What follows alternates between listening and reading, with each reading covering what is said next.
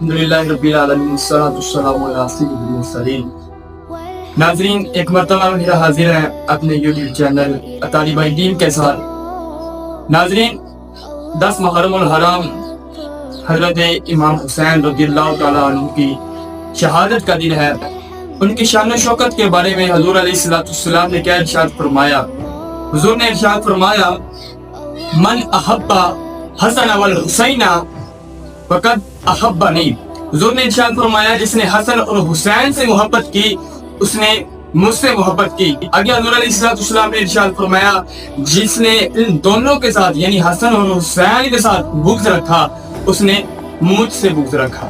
تو ناظرین، 10 محرم الحرام حضرت امام حسین کی شہادت کا دن ہے۔ اس دن زیادہ سے زیادہ درود پاک پڑھ کر زیادہ سے زیادہ حضرت امام حسین کی روح کو اصالہ ثواب کریں، گھر میں ختم کا اہتمام کیا جائے۔